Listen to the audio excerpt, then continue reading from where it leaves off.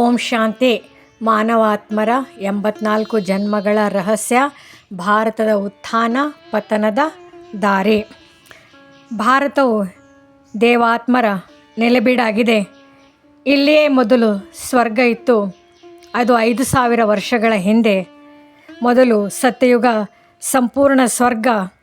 ಯಾವಾಗ ತ್ರೇತಾಯುಗ ಆರಂಭ ಆಗುತ್ತದೆ, ಆವಾಗ ಅರ್ಧ ಸ್ವರ್ಗ ಅಂದರೆ ಈ ಜಗತ್ತು ಸತೋ ಸಾಮಾನ್ಯ ಸ್ಥಿತಿಯುಳ್ಳದ್ದು ಆಗಿರೋದು.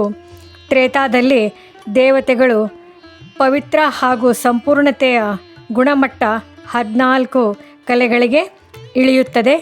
ಇವರು ಚಂದ್ರವಂಶಿ ಮನೆತನದವರಾಗಿರುತ್ತಾರೆ. ಇವರು ಕ್ಷತ್ರಿಯ ವರ್ಣದವರು ಎಂದು ಹೇಳುತ್ತಾರೆ. ತ್ರೇತಾಯುಗದ ದೇವತೆಗಳು ಸತೋಗುಣಿ ಎಂದು ಹೇಳಬಹುದು.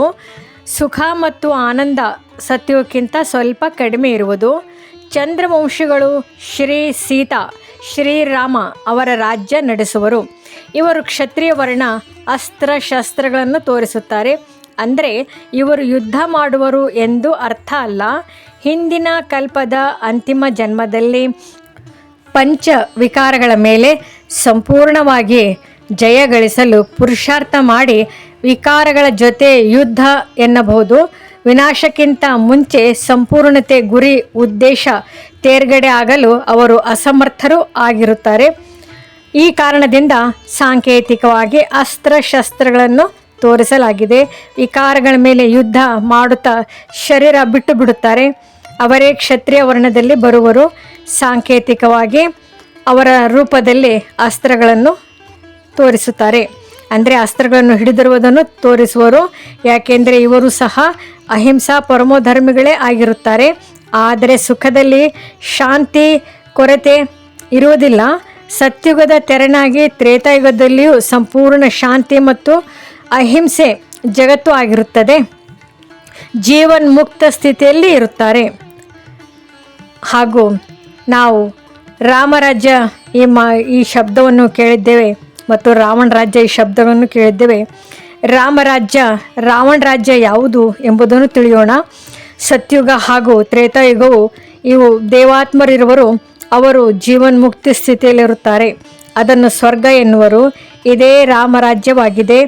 ಯಾವಾಗ ಧರ್ಮ ಜ್ಞಾನಿಯಾಗುವುದು, ಪರಮಾತ್ಮ ಧರೆಗೆ ಇಳಿದು ಬಂದು ಅನೇಕ ಧರ್ಮಗಳ ವಿನಾಶ, ಒಂದು ಧರ್ಮದ ಸ್ಥಾಪನೆ, ಅದೇ ಆದಿ ಸನಾತನ ದೇವಿ ದೇವತಾ ಧರ್ಮವಾಗಿದೆ. ಹಾಗಿದ್ದರೆ ರಾಮರಾಜ್ಯ ಎಂದು ಸ್ವಯಂ ಭಗವಂತನಿಂದ ಪರಮಾತ್ಮನಿಂದ ಮಾತ್ರ ಸ್ಥಾಪಿಸಲ್ಪಟ್ಟ ರಾಜ್ಯ ಎಂದರ್ಥ. ಪರಮಾತ್ಮನೇ ಸ್ವರ್ಗದ ರಚಯಿತನಾಗಿದ್ದಾನೆ. ಆಗ ಭಾರತ ಖಂಡ ಸ್ವರ್ಣಿಮ ಭಾರತ ಆಗಿತ್ತು. ಸ್ವರ್ಗ ಅಂದರೆ ಎಲ್ಲರಿಗೂ ಪ್ರೀತಿ.